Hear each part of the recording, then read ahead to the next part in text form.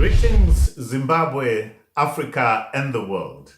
Welcome to In Conversation with Trevor, brought to you by Titan Law. I go beyond the headlines and beyond the sensational. Today, I'm in conversation with Reverend Dr. Kenneth Mtata, the General Secretary of the Zimbabwe Council of Churches. Enjoy this instructive conversation.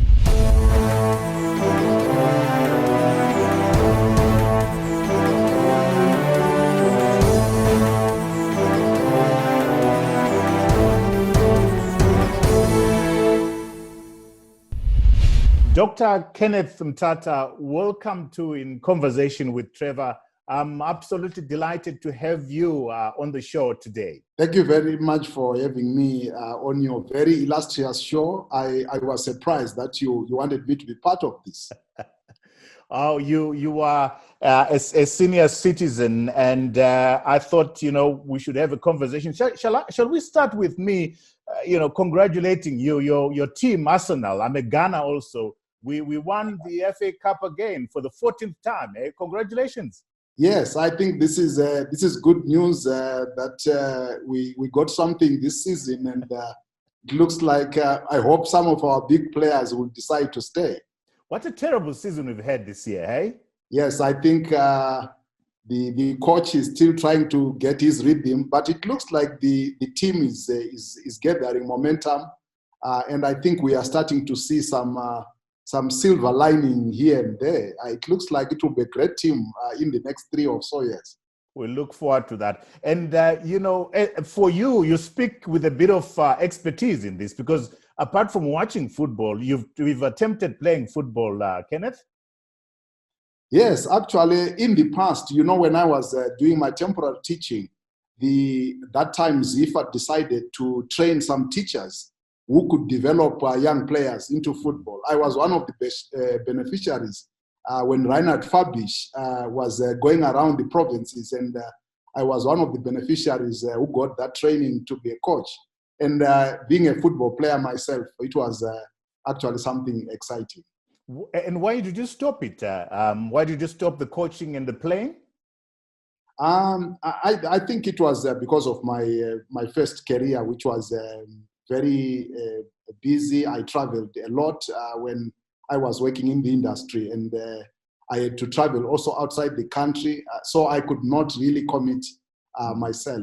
But actually, one of the players I used to play with in Hippo Valley Estates, Hellington Shereni, ended up being a player for the national team. So maybe I could have played for the national team. Who knows? You never know. You never know. Fascinating beginning in your life, Kenneth, because you are actually a trained automobile electrician. Talk to me about that.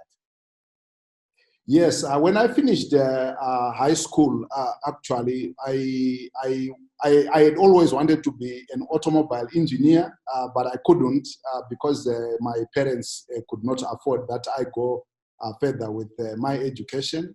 So when I finished high school, I looked for a place to do apprenticeship, and I got a place with the Hippo Valley Estates. And I started my training there in automobile electrics, and then of course went to college. By then it was funded by ZimDev. I don't know who is funding higher technical training now, but those days it was a very very good training, because you started in your first year with introduction to basic life skills like first aid, understanding how an industry worked, understanding issues of security and safety, and so forth. And then after that, you would be introduced to tools. And after being introduced to tools, then you would go to the workshop. And after that, you went to college. And that training was very interesting in how it taught you to diagnose problems. It's quite mechanical. The training is quite mechanical. You learn how to diagnose problems, where the faults could be, and how to solve them. And of course, to prove that you had done a good job, you didn't need to have comebacks. If you had comebacks, it showed that you had not done a good job. And quite a fascinating upbringing, Kenneth, because You are a footballer, a footballing coach. You do temporary teaching, and then a qualified automobile electrician. That's a very rich start to life. Your father was Reverend Mtata of Msindazi Dlodlo clan of Emakandeni, and your mother was Esther Tinago Moyo Nyajena. That's a very hybrid upbringing. Where were you born? And could you tell me about your upbringing, Kenneth? Yes, I used to joke with my friends that I'm colored because I'm a mixture of someone from deep in Mashonaland in Masvingo and someone from Matebeleland. I was born in Berengwa. Actually, so I was born in the Midlands. Because that's where my father then moved when our great-grandfather Boss Msindazi ran from away from during the Ndebele Rhodesia War. He was one of the battalions that was in Masvingo area, but when they were not successful, of course they had killed some white people there, and they were looking for him and his group. I think you know the group with him, Gandani. Yes, yes. Fled, and he was one of those who fled, and he stayed in Mposi area near Chegato, and he got married to Masbanda there, and then he had 3 children. My grandfather, his brother, and their sister. And of course my father was then the firstborn. And when he was working in the BSAP in the police during Rhodesia, when he was in Masvingo, then he met my mother, and they got married, and he moved to where his father had grown up, and they just moved just behind the mountain to build a new home near Makuba High School in Berengwa. And that's where we grew up. Before then, they moved to Masase, where their home is now, and where I did my primary and secondary education. So your dad had influence on you because he was a reverend, and then you became a reverend. Talk to me about that.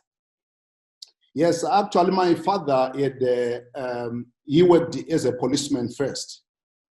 Before he moved, the story of my father is very interesting in that when he was a policeman, the reason why he resigned from the police is they'd been asked that they must carry arms to go and fight in the liberation struggle against the African liberators.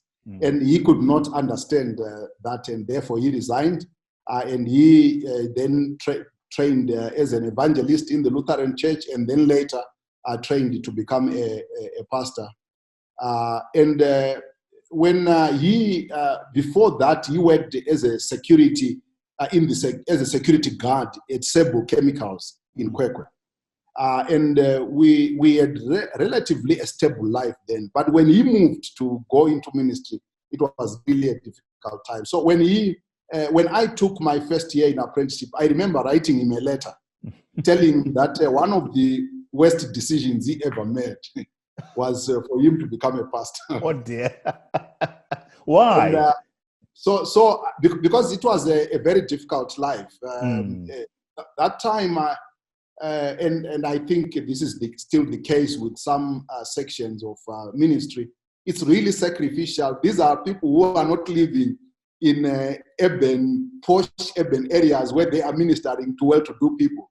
They are ministering to poor people in the deep areas of the rural areas, and they are taking care of people who cannot actually take care of themselves economically.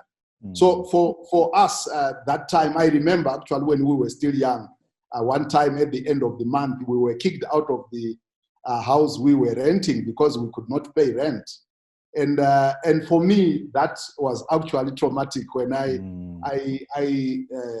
started to recount what had happened, and I wrote to my father. He did not respond to that letter, but he kept it. Right. And so years later, when I told him that I wanted to leave my job, to become a pastor, he just took that letter and said, "But you wrote me this letter some years ago. Do you still remember what has happened?" And of course, I explained to him the change that had happened in my view of ministry. And talk to me about that change, Kenneth. What had happened to you? What made you change from that letter that you wrote to you now, becoming exactly what your father had become, which caused you to write that letter? What happened to you?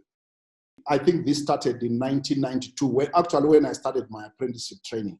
I remember when I was still in my first year of training, I started to understand a little bit more about life.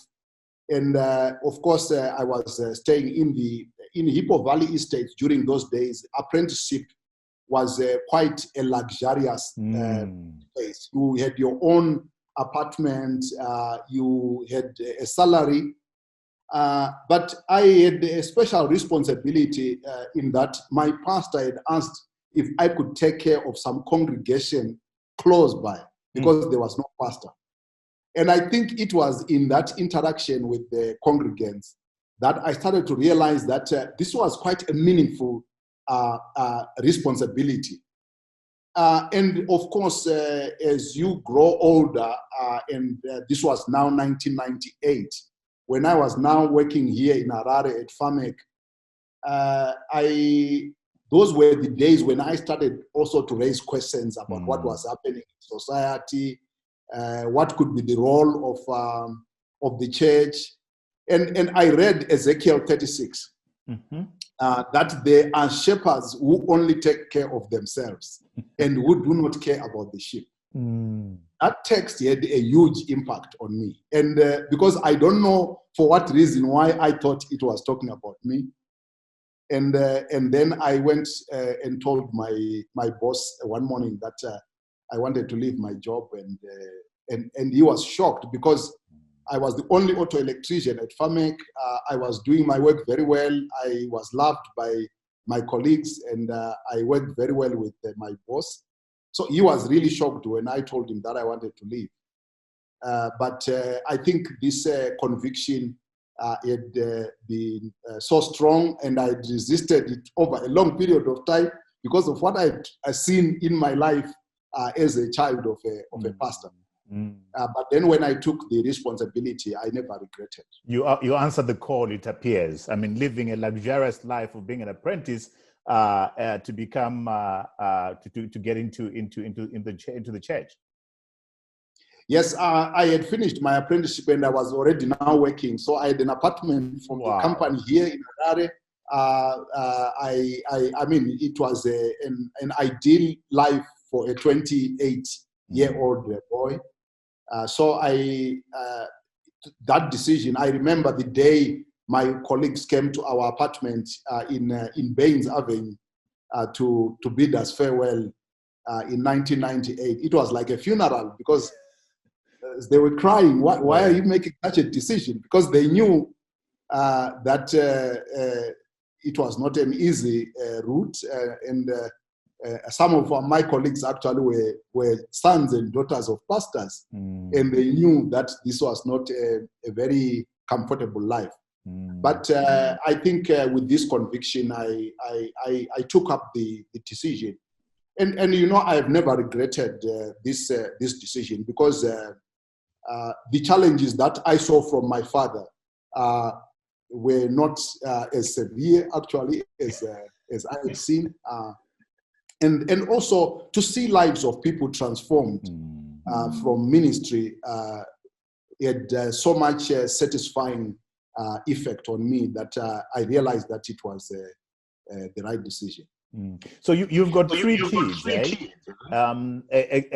A girl and two boys. Do you think any of them are going to follow in your footsteps? So far, they say they will not. At least the ones who are the two adult, boy and girl, say they will not, and I hope they don't. and none of them has written a letter to you yet to say wrong choice, Dad. Not yet. At least they when I preach, they listen. which is encouraging. They engage with me. They find some of the work I'm doing to be interesting. So at least they think it's a decent profession. But I don't think they would want to follow the route. Interesting. You call yourself, Kenneth, a theologian who is passionate about mobilizing the church towards nation building. What has been your experience this far? First, I think it is important for me to highlight that this understanding that the church can play a positive role started quite early. My teachers in theology in South Africa at the University of KwaZulu-Natal, they came from the liberation theology tradition. And of course, there were some of the contributors to the writing of the Kairos document, which was a position of the church in South Africa against apartheid. And so my basic theological training was theology that is not only oriented inside the church, but also oriented towards society, on how the church can contribute to building society. And when I worked at the Lutheran World Federation in Geneva, part of my work was to say, how does religion contribute to building society, to development? And I worked in Kenya, Zimbabwe, and Namibia, running a project that focused merely on this. And so I have become very convinced that religion provides values through which you can envision a society that is united, that is peaceful, that is just, and that allows prosperity to be enjoyed by everyone. And it is from this starting point that I have seen as my mission and mandate to make sure that where I can, on the small corner that I occupy, I can use this influence to contribute to the church's role in nation building. I'm aware that nation building processes are long. They are different from revolutions because they are processes that must, their success is built on consensus. And that's why I feel that this is a task I wish to pursue. The question, if I become successful, I think I will only know this when I'm dead. Because this is a long project, it's protracted work. It's work that you do your part and then you leave and others carry on. But during your season, you must make sure you are faithful. And I try to be as faithful as I can in this process. What do you say to politicians that say, pastors and bishops, you have no role in politics, get out of politics, stay away from politics? Normal politician would say that when everything is going well, because everyone knows this country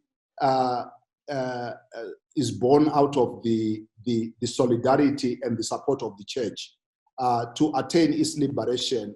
Everyone who takes their history very seriously would know that we are where we are because the church provided them with education, which enabled them. Actually, during the initial days of the church's education, you would find that the education in the church schools provided more critical consciousness than the education in government schools that were meant to prepare someone to work as subservient as they could under the government administration. So anyone who takes their history seriously would know that the church provided both the software for a liberated mind, and then, of course, then provided also the hardware, the clothing, the financial support for the liberation struggle itself. For the church to say, after doing all that work during the liberation struggle, they say because the country is now run by Africans, we are no longer interested in contributing to how the nation must be run well, I think will be to renegade on the responsibility of the church. So I think it is the responsibility of the church to continue carrying out this task with humility, of course, in the knowledge that we do not possess all the answers to the problems, but being assertive and confident in the little that we know. You were part of a group of about 5,000 civil society stakeholders in November 2017, rather, that initiated a process of engaging with the new government of President Emmerson Mnangagwa. What lessons did you take out of that? First, I'm very grateful that I was not in the streets, by the way, when people were celebrating the transition in November 2017, because I was not sure what was going on, and I was observing from the sidelines. But I had several meetings with many people when all those transition changes were taking place. And we agreed that there could be a window for us to contribute to a new national direction. And we decided, because of that, it was important that we mobilize everyone to come together and try to reimagine what this could look like. How do we move from being churches and civil society that are oppositional to church and civil society that are propositional? How do we make sure that we are critical partners with the new government? And that's why we held this, what was called the National People's Convention in November 2017. And I think it was an eye-opener for me, because I realized that day that many Zimbabweans were not sure about what they wanted post-Mugabe period. And so for me, this helped me to realize that one of the major tasks for us going forward would be to help Zimbabweans to couch a common way of reimagining the future. Because the traditional understanding about the future was very exclusive. It was who do we get rid of as we couch a new future?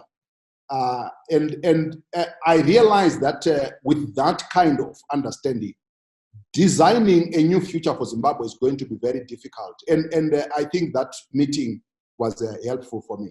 The second thing that I learned there was that one of the biggest damages of the last 40 years was at the level of leadership formation. We did not form leaders. We designed, because the civil society movement became a livelihood space. So it was designed in such a way on how do you impress funders so that you can get funding, so that you can run an organization. There was no possibility of imagining co-creation of solutions for building a new future that was inclusive.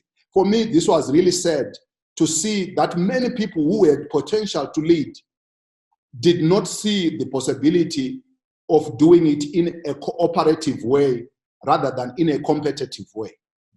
And of course, lastly, one of the sad lessons for me in that platform was that we were working almost most of the conversations that I saw during that period were very short term. There was no clear understanding that we are on. We need to run a marathon. This country has been in a bad space for a very long time, and the healing process may be long. What you saw was we have a quick fix, and by tomorrow things will be okay. And I think this is a problem that we are still facing right now. I think there are many people who think what we have can be resolved in a short term. But I think there is going to be some long struggles ahead. And I think primarily because of that, the lack of realization that nation building is co-creation rather than being selfish. You find yourself as General Secretary, coming together with putting together the National Convergence Platform, which pronounces the Sabbath Call. And the Sabbath Call, I think, for me, is a diagnosis of what went wrong, is a diagnosis of what November 2017 failed to cure. And the Sabbath Call is trying to chart a way forward. Talk to me about the Sabbath Call and where we are as far as you're concerned in terms of assessing, are you making any progress at all as far as the Sabbath Call is concerned? Yeah, the Sabbath Call, I think, and I think this is one thing maybe we failed to communicate. The Sabbath Call was a result of a long period of reflection within the church.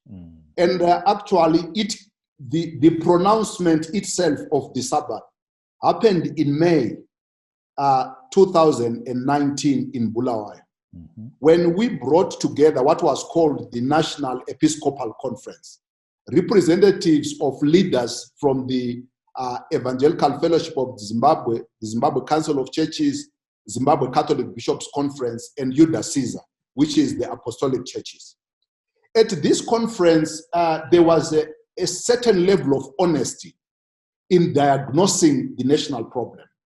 And this honesty reached a dawn, or what we could say maybe a realization that what we are trying to do, all the solutions we are proffering, will not solve the problem as we are seeing it.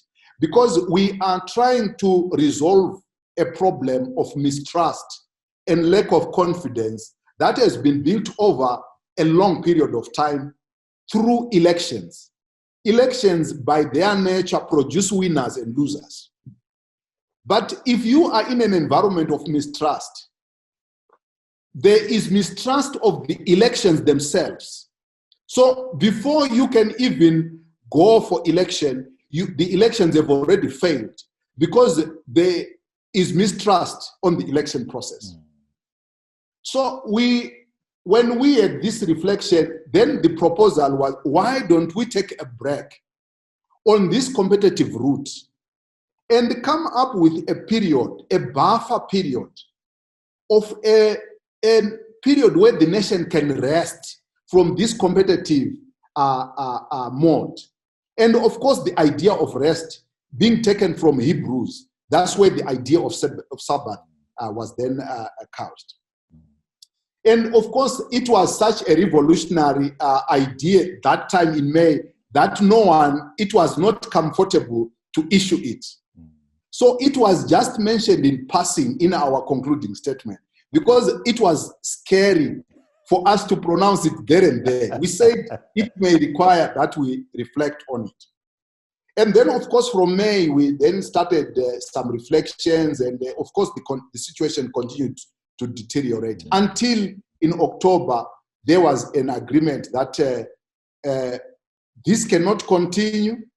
We are not making progress, and we think that the solution we proposed in May makes sense. We need to communicate it. So let's zero in on the solution, Kenneth. So the solution was no elections for 7 years, embark on a healing process, embark on an exercise towards reconciliation, rebuild, try and find, let's find each other around the consensus in terms of the Zimbabwe that we want, and embark on, reflect on political and economic reforms. And that 7-year period would be an opportunity to do that for the nation. Am I correct? Yes. So this was the understanding, and I think you are summarizing it well, because what the idea was, it was identified that there were some key pillars that if they were put in place, the foundations could become solid. One of them was if we brought closure to what happened in the past, and this bringing of closure to the past is something that people do not realize is haunting us every time. Absolutely. And it's not, people think that it's only haunting the opposition. It's haunting the ruling party. The ruling party will need to deal with its past. But the nation will need to deal with its past from the heads of the past. You know, when you start to talk about Gukura, when someone starts to talk about the Aulo Bemula went and did this and that, we can find a way, actually, as a nation, to bring a closure to the past. But this cannot be happened when we are still fighting. We need to create an environment when this can be done in a trusting way. So this was one issue that was agreed will need to be resolved. The second issue was that the architecture of our economy, the structure of our economy from Rhodesia was an exclusive economy. It was only going to benefit a few. And we needed to dismantle that kind of economy so that we create an economy which can allow anyone who is on the basis of merit can participate in this economy. At the same time, create safety nets for those who are not going to be able to participate in this competition. And this, again, is an issue, whether you start to talk about it, about corruption, about who gets licenses for mining, who gets this and that, all these issues could have been resolved. The third issue was, how were we going to order the public space? That is the laws of the land, all the kind of reforms that were going to be required, without anyone thinking that this reform is going to benefit me in this way.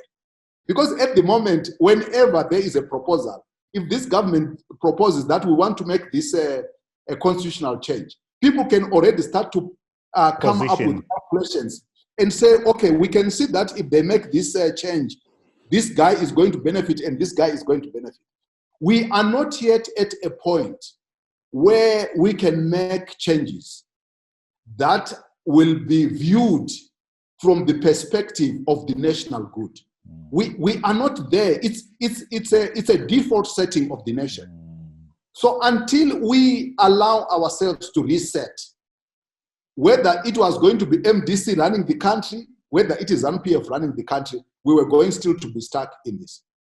The fourth issue was then, we are a nation that is right now in a humanitarian crisis. Why don't we give ourselves time so that we take care of the needs of these humanitarian needs of food, health, education, and so forth. Democracy of people who are hungry, uneducated, and unhealthy is not democracy at all. Wow. I mean, the four issues that you've just spelled out, and I think the entire Sabbath call for me makes so much sense.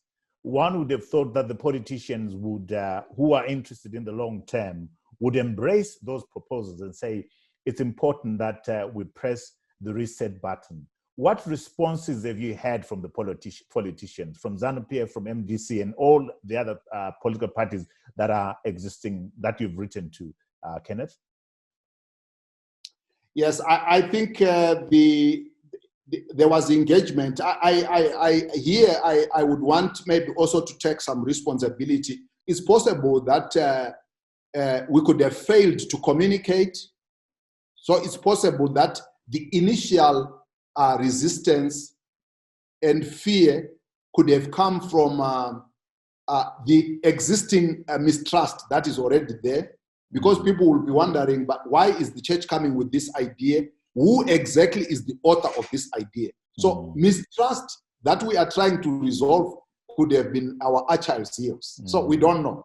But the reaction we got from the government, in a nutshell, the ruling party pointed out that this was unconstitutional. And of course, the MDC also signaled that this was against the constitution. But people forget that in November 2017, we agreed to make some concessions because we needed the nation to move forward. It's not the first time. The constitution by 2013, I think, had been changed more than 19 times when we needed to do something as a nation. A constitution must serve the ultimate good for the nation. So that's why even in the proposal for the Sabbath call, we had also put a a line to say, if this is agreed, it must be tested through a referendum. So we didn't say that we could wake up one morning and we implement the Sabbath Call.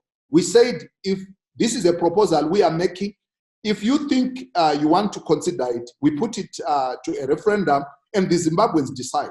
But I can tell you, Brother Trevor, today, if you ask Zimbabweans, are they expecting elections in 2023? A sane Zimbabwe will not say yes. A normal Zimbabwean is not looking for elections in 2023 because the elections are likely not to solve the problem that we are facing.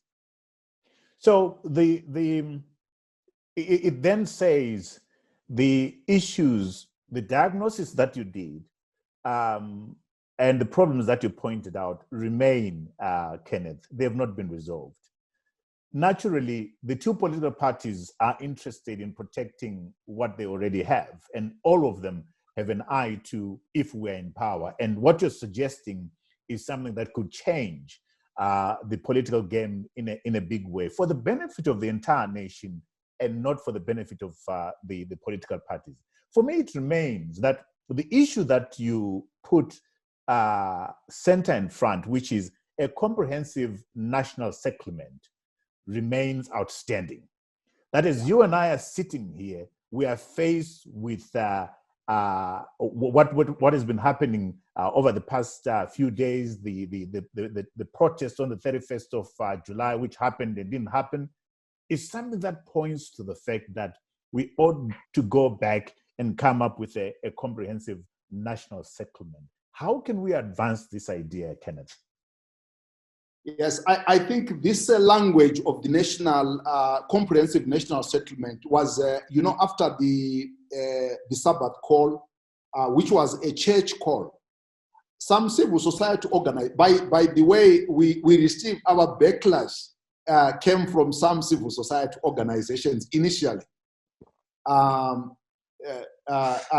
We saw many insults, some insults that were quite, some of them were reflective of the intellectual gap in civil society, because some people, for them, it was a challenge to their intellect that mere church leaders are proposing something groundbreaking solution. Yeah. Yes, but then some of them went to study this call closely. Then they came to us and said, we think you have put your hand on the real issue. How can we join you in this call? And of course, they came together, and the many apex bodies of civil society decided to come together in December 2019 and subscribed to the ethos of the Sabbath Call. And then the National Convergence platform was actually born. And of course, then it developed from the National People's Convention, which had been developed in 2017, to now say, how do we systematically build on what the churches have proposed? Of course, they raised questions about other elements, but they saw that the gist or the spirit of the call needed to be supported. And this, in our deliberation within the National Convergence platform, this is where the idea of the national settlement came from. They picked these issues, and they added another component which we had not put clearly in the Sabbath Call. That is our national engagement, our international engagement strategy. Right. They said, of course, we need to address the question of the humanitarian crisis. We need to address the issue of reconciliation. We need to address the issue of a new social contract on the basis of an inclusive economy. We need to agree on a reform agenda so that we can return to constitutionalism. But we also need to come up with an inclusive and participatory international re-engagement process, which we think was an important component. And this is why we, in the engagement within this space now, we have decided that within this framework of 5 issues, this is going to be actually launched tomorrow. Coincidentally, these 5 calls are going to be launched tomorrow within the National Convergence Platform. The idea is that once we have agreed on these issues, we must continue to sell them now to the business community. We must sell them to the political parties. We must sell them to broader society. We must also sell them to the international community as the rallying cry. In other words, we will see more and more call for a national settlement that is an inclusive process. This does not stop other processes. So those who think that they can push, they want a protest, those who think that they want a revolution, those who say they want other processes of engagement, this call for a national settlement doesn't stop them. But it says these are the issues we think if the nation is going to move forward, we must come together and find agreement around these 5 issues. So there is momentum there. Are you hopeful? I'm hopeful. My children, you know, when we came from Switzerland in 2016, it was a very difficult time for my children and of course for my wife, because they didn't understand why we could come to a situation like we had in 2016. And when we have continued to engage in the current national processes, my children have one time told me that it looks like you are the only optimistic person in this country.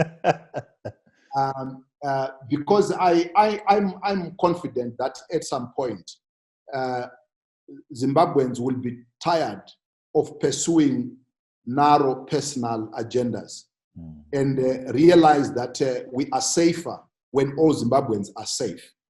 We are prosperous when all Zimbabweans are prosperous. I'm confident we will reach a point where this is the only way out. It's said that it may happen when we are dead. Maybe it may be longer, but I think we must sow the seeds. We must show Zimbabweans who are going to come, the next generation of Zimbabweans who are going to come, that solutions that are going to be lasting will need to be decided on the table. People will need to sit down, agree at a level of thinking, rational processes, to say, we think that we will need to build these key building blocks for the nation to move forward. So I'm very optimistic. Whether this will happen in a short time, I don't know. But I'm confident that at some point, we are going to make a breakthrough. You're optimistic, Kenneth, but correct me if I'm wrong. I get the sense that the nation is on a knife edge. The nation is on a tipping point. And I've seen you talk about the government of the day choosing coercion or choosing building consensus. And that sadly, it does look like the government of the day has chosen coercion rather than building consensus. And therefore, more and more, we're on a knife edge, we're on a tipping point. What's your sense as to where we are right now? I think that is a correct diagnosis, that we are on a knife edge. We are, I think we are on here, I think we are close to the precipice. Some people think that we are already inside the precipice. We are deep down. We are at a crossroads. But I think that I strongly believe that whichever books of history you read, you can, sometimes it takes 50 years, sometimes it takes, people can burn everything. What we see is at some point people will come and say, but we have heard some people talk about the possibility of engaging. Where are those people? Can we come also and have a conversation? Well, I'm one of those people who would want to say when people are tired of fighting, they can say, do you still have that table that you said you want it to be used for engagement? Because if you use cohesion, you need to continue investing in it. And resources are finite things. At some point, you run out of resources. And when you run out of resources, sometimes you will have created such a mess that you are only faced with a situation in which you are no longer in control. I'm very happy because in 2016, we started writing to President Mugabe that we think the direction the nation was going was not right. And I'm glad when I read those letters because they look like they were written after November 2017. And we also stated in those letters that if we continued in that path, we will reach a point of no return. Few weeks before November 2017, we wrote another one when we felt that the temperatures in ZANU-PF were no longer good for the nation. And of course, people told us that this has nothing to do with you. If you want to join politics, come and join politics. But when what happened in November happened, we felt somehow vindicated because we were glad that we had warned the nation. What we can't afford, Brother Trevor, we can't afford to be quiet. What we must continue to do is to warn that we are not going in the right direction. Then secondly, to offer alternatives, that there is a way out. But at the end, we must also wash our hands when we have not succeeded to say we did what we thought we were supposed to do. But this is not sustainable. We need to transform these swords into plowshares. If we continue in this route, we will start to see also internally there will be conflict. Can you see what has been happened? The Politburo meeting that was held last week. Internally, there were already questions whether people trust each other or they don't. And this is just at the beginning because whenever you are living in an environment where there is general discomfort, despondency, this has an effect. It moves to every institution. It affects everyone. So this is not sustainable. And if you see what has been happening in the last 24 hours, there is a groundswell around Zimbabwean Lives Matter. It started among Zimbabweans, but right now it is being bought across the region. It is being bought globally. And the more people are confident that they must support a transformation cause in Zimbabwe, it becomes threatening to our own government. And that's why we are confident that engaging your own people outside anyone's pressure is better than engaging your people and engaging other people when you are now under pressure. When we still have space, it is best if we can engage ourselves, because a time can come when you are no longer having an opportunity to engage.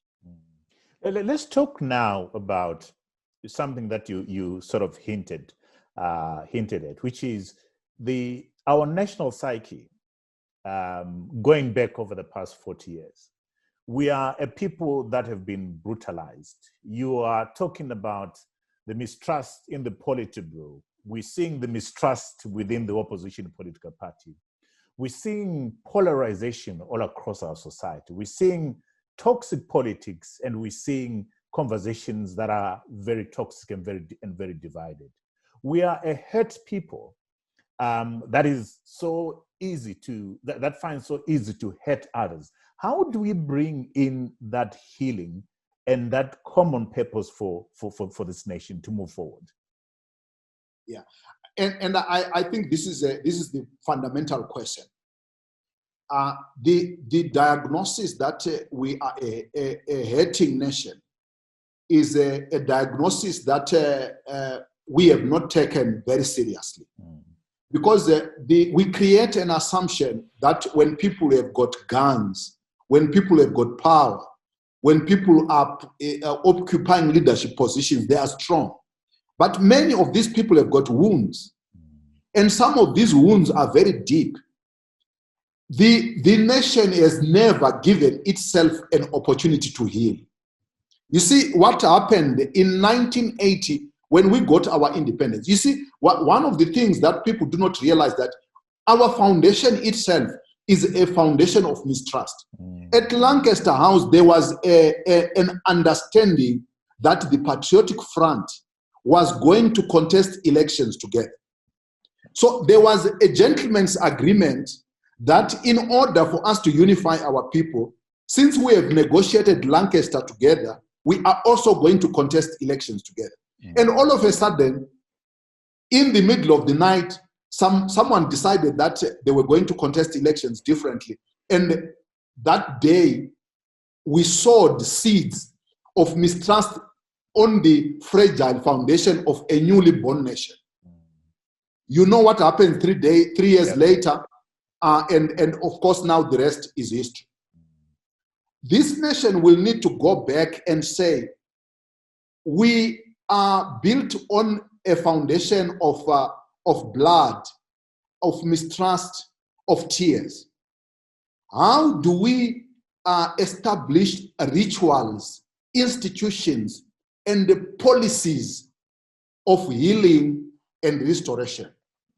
And this is not peripheral. This is not a side dish to nation building. This is at the heart of nation building. So we hear many grand proposals being given by political parties during elections when they give their manifestos.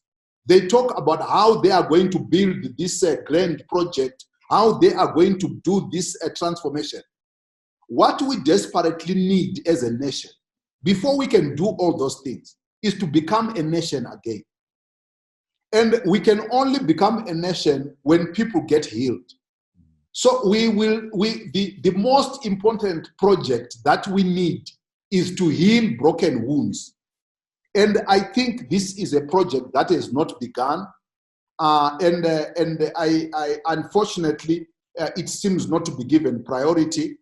Those who have been given the constitutional mandate are not trusted, and they don't seem to be making any traction. And we seem to be stuck on hoping that one day people are going to be healed. Healing is something that cannot happen accidentally. We will need to invest in it. And sadly, this woundedness manifests itself every day in the way we talk to each other, in the way we disagree, in our conversations. But let me take you to something which for me, I think is hugely significant, which is the abductions, the torture, the arrests, the detentions. For me, these are things that have their genesis partly within our liberation struggle. Our liberation struggle was bloody. The way it was conducted was violent. And I'm suggesting to you, Kenneth, that unless we revisit the ghosts of our liberation struggle, talk about those issues, resolve those issues, the Lancaster House issues that you're talking about now, the fact that when somebody talks about Gukura Wundi, you want to draw them back to Lobengula. So we have all these graves that we need to dig up and be at peace as a people, as part of nation building. What do you say to that? Yes, I think this would include this very big fundamental project for nation building. I think you are touching on something that is also fundamental here. The Lancaster House Agreement was a legal process.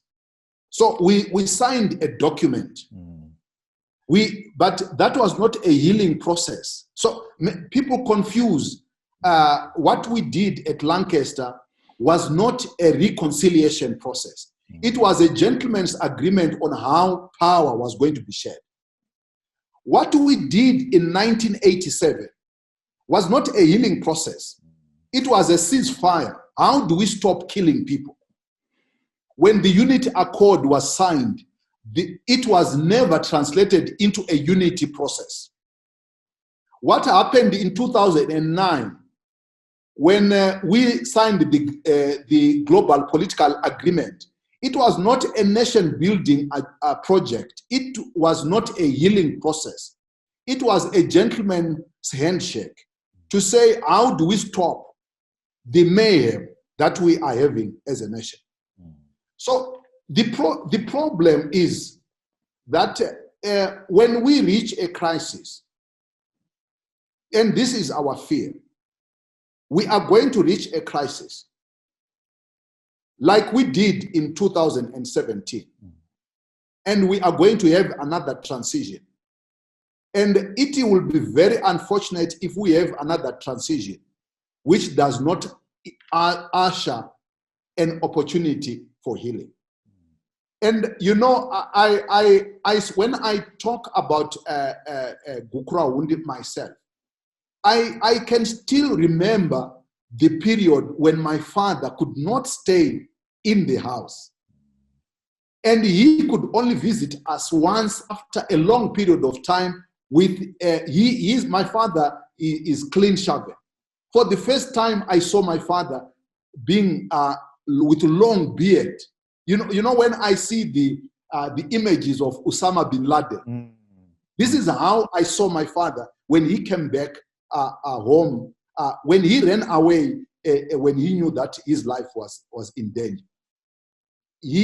When he carried Chief Mazazate at Masase, when he had been left for dead during Gukura, and everyone could not touch this old man because he was bleeding all over, and they had been told that if anyone carried him, that person is going to be killed.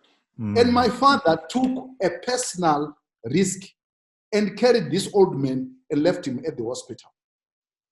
When Chief Mazazate came to my young brother's wedding, and he tried to talk about my father, he just broke down and cried. Many people did not know why he was crying. I knew because my father told me what happened. But my father's story is just one story. One story. Now, I can imagine that there are thousands and thousands of these stories, not only from Gukura, but from the time of the liberation struggle, even from the earlier times.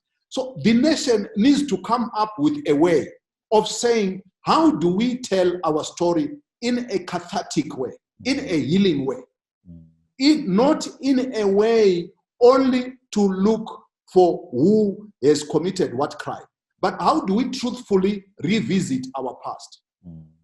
But the biggest challenge is what you have raised, Mkoma Trevor. As long as that chapter is not properly closed, we continue to reopen similar chapters. This is across the political divide. The reason why some young people wanted to ban Thokozani Kupe and Monzora at the funeral of Morgan Tsvangirai, the reason why they believe that it's possible to ban someone in the house is something that has become part and parcel of a political culture. So even though right now our violence is both at an institutional level and at a political level and at an individual level, the way we are going to resolve it requires that we revisit the past. Because when it happens at an institutional level, some people can have a consolation in their hearts that they say, no, it's not me who is committing this crime, it's the institution. But we know that what is done by the institution is actually executed by individuals, and those individuals are going to become culpable, they are responsible, and even their psyche continues to be damaged every day. The one person who is sent to go and brutalize someone, to torture someone, to dehumanize someone, they inculcate that dehumanization process and they become part of it. There is no one who dehumanizes the other person and they remain the same. So what we are doing right now is we are inflicting, we are deepening the wounds of the nation. And that's why we need leadership, Trevor. We need people who will say, we need to bring this to an end and we need to rewrite the history of the nation. And this calls for leadership, this calls for humility, and this calls for some form of repentance. In a broader sense, repentance here beyond religion. Repentance in the sense that we need to take a different course. Wow, Kenneth, that's just a mouthful. That's sobering.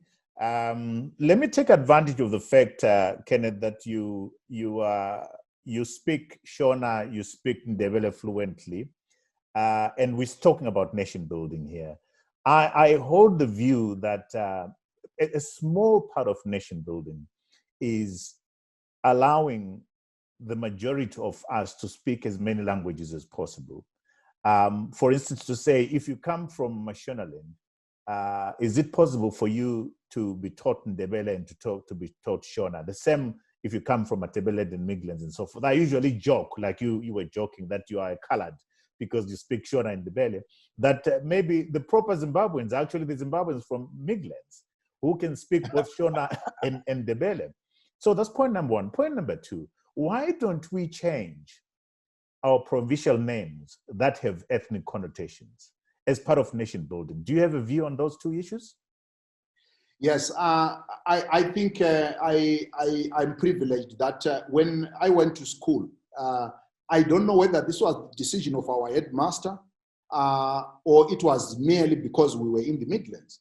I had English, Shona, and Ndebele lessons. So when I grew up, it was normal, actually, for people, if you found people speaking Ndebele, that you spoke to them in Ndebele. It was like common sense. When you found people speaking Shona, you spoke to them in Shona.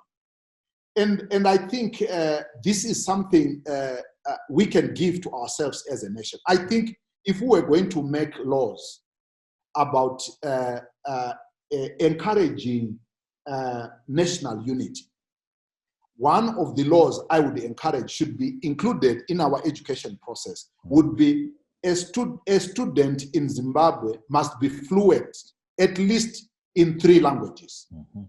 I don't know whether we can decide whether there should be 2 or so, but I think we should, from the 16 languages, at least one should go through and write exams at least in 2 languages. Because I think then this shows seriousness and the willingness to engage. And of course, the question of how do we name ourselves then is very closely related to this. You know, one of the most liberating discoveries I have had in the last few months was the discovery that these ethnic connotations and the question of identifying people in terms of their ethnic categories is an invention that is not very old. Actually, it developed around the 1930s. And I was surprised to realize that before this, the ethnicization of people and that one was more superior than the other was not as strong. And I think this is one thing we will need to defeat, because to name regions according to ethnic groups is only to entrench this false national identity. I fully agree with you. I wish we had a Western region, Central region, Northern region, Eastern region. I think to use these cardinal points for me is better than to try and say this region is Mashonaland, this is Matebeleland, because I think this doesn't speak about who we are as a people. And if you look at about how people move across the regions, if I come from what is called Matebeleland now and I'm living in Mashonaland, how do you call it Mashonaland when there are people who are now from Matebeleland? So I would think that these regions, we should get rid of these and find new ways of calling ourselves. I'm proud myself to that my father still speak Ndebele when he's speaking to people. My mother speaks in Shona, and when I have never heard one day when they despise each other's language. And, Isn't that beautiful? It's amazing to be in this environment where it is normal to be different. And I think this is one gift I think the church must also give to the nation. Because when we look at the gifts of the Holy Spirit, these gifts recognize diversity, but unity in that diversity. Tolerance. And I think is one thing we haven't celebrated enough, that we can be different but still be united. It would be remiss of me to have this conversation with you and not ask you this question, that you turned down the appointment to be a member of the Presidential Advisory Council. Why did you do that? And when you look back, do you have any regrets or you feel vindicated that you didn't take up the appointment? First, I think it's a technical issue. I think in the communication process, there could have been misunderstandings in the communication and the expectations. But for me, it was the right decision. Actually, the day after the announcement, the following day, I had a meeting with His Excellency about other things. Especially, we were inviting him for the National Leadership Prayer Breakfast, and I had a meeting with him, and there was no sense of animosity at all, because I had communicated clearly that with my role, it would be a little bit confusing for some of our members who would not understand what that function would entail. So I don't regret that I did not take up that role. I also made it very clear that I was willing to be of service to the nation in any other function that could contribute to nation building. And I think I've continued to do that in my own corner, where I was able. I've been supportive to all constructive processes, and I think I will continue to do that. I don't see as an individual, I don't see myself at a conflictual relationship with the government. But I see that the church has a specific responsibility to accompany the state in the process of nation building. And I thought that it would be better if I do it in this role, not inside the advisory council. You are a lover of books, and the people that watch this show love books, Kenneth. And we've arrived at that part of the show where I ask you what books you're reading. I know you love reading non-fiction books. Like me, I can't tolerate fiction. I don't know why. I know you love reading books on theology, public policy, and organizational development. I wish I'd had time to talk to you about humanetics. I can't pronounce that, but I find that fascinating. As I was researching in my preparation, I read a bit about that. But maybe one day I'll have a conversation with you and ask you to take us through that branch of knowledge that deals with interpretation, especially of Bible and other literal texts. But share with us now what books you have read that have made an impact on you, Kenneth. Yeah, one of the person I have read, and this is old book now. I did not bring a copy with me here, so I could have sent you a picture. there is a scholar, an author called Scott Peck. He's old now. Right, yes. Scott Peck wrote the book, The Road Less Traveled. Can I stop you there, Kenneth, and say that's one of my favorite books. That's been life-changing book for me. So I'm absolutely delighted that you're sharing it. Please proceed. Yes, for me, that was transforming to read that book.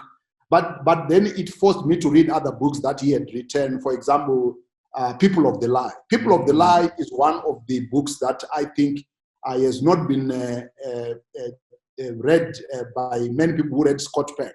But I find there his ideas of how deception starts to operate at societal level is explained. So he's one of the authors I can go back to.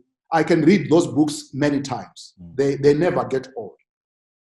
There is a theologian who has influenced me and who continues to influence me, and this is Paul Tillich.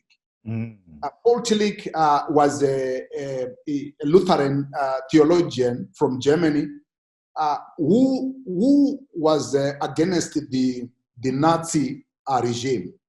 But he was also someone who believed in the tenets of justice, and but his view of things, of course, led him to then go into exile, and he lived in the United States, where he wrote some of the very basic books in theology, Introduction to Systematic Theology, very fundamental book. He has a book that he has written on the Protestant era, which is one book that I like so much, where he talks about the need for ongoing reformation.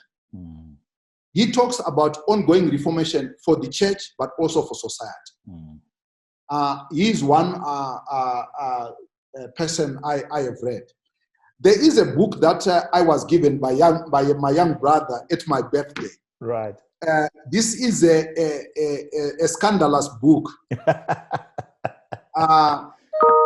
The title is Treasons, Stratagems, and Spoils. Wow. And the subtopic is how leaders make practice and use of beliefs and values.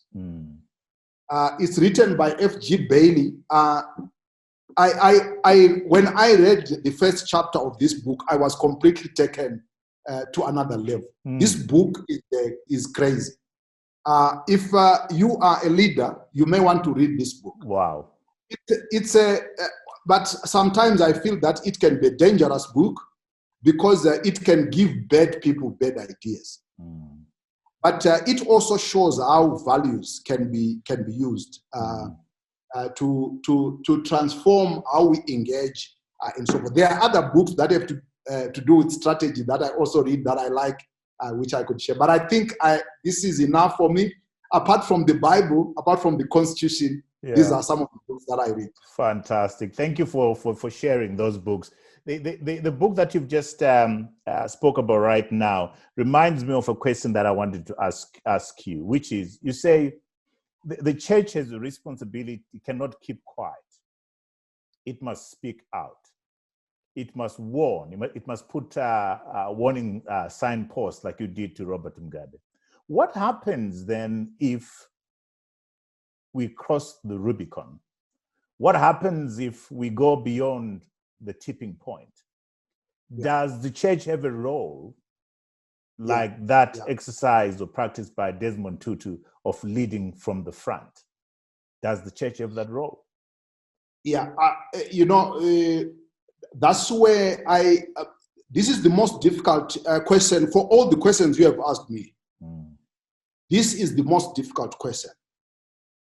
Because I hope we never reach a point when we say to government,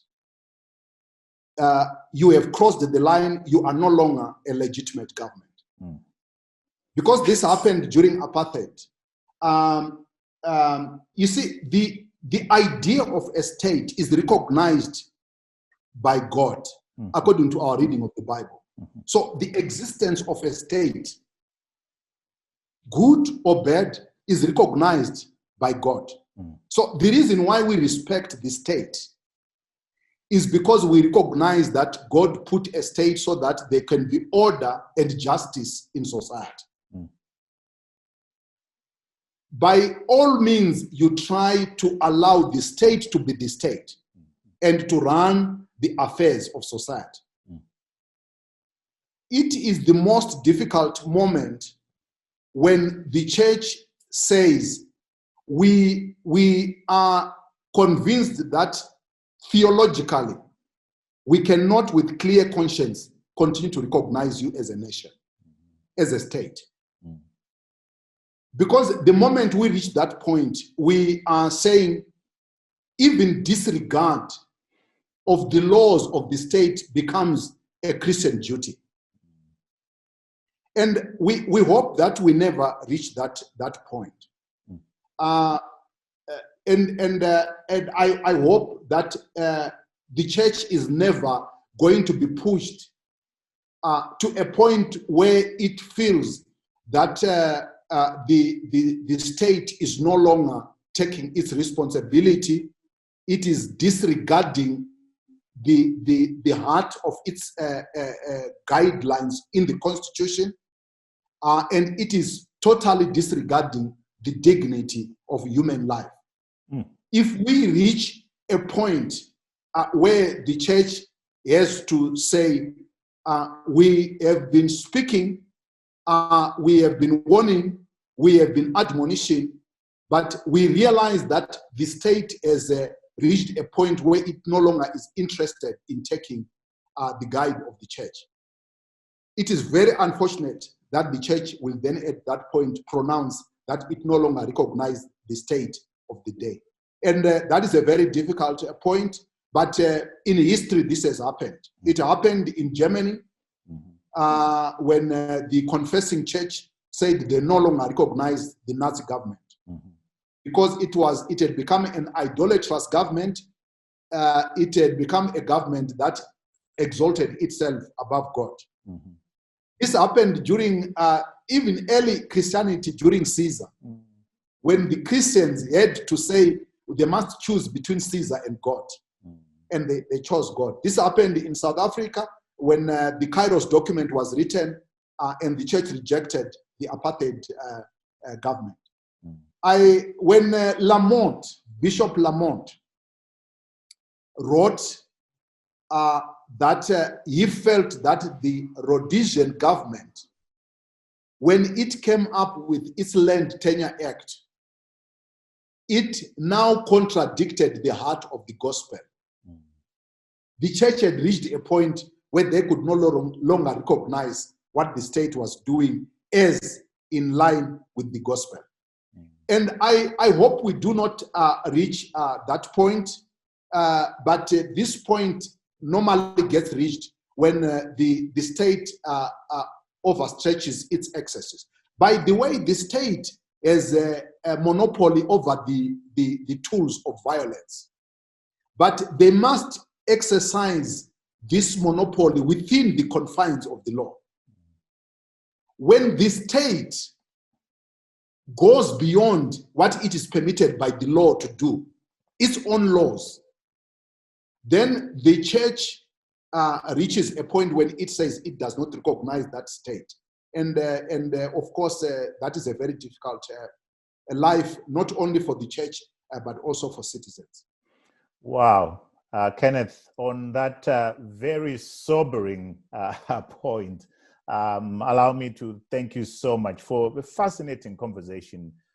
We've touched on a number of issues which are pertinent to our nation, and I have no doubt that viewers in Zimbabwe, on the continent, and all over the diaspora will absolutely value this quality conversation. So, Kenneth, thank you so much for agreeing to be our guest on In Conversation with Trevor. Allow me, Kenneth, to tend to our viewers in Zimbabwe, in Africa, all over the diaspora who follow this show. Thank you for watching the show. And to remind you that In Conversation with Trevor is a weekly show. To ensure that you don't miss out on this quality conversation, I invite you to click on this red button and subscribe. And if you subscribe, you receive an alert every time we have a new show. So until next time, cheers to you all.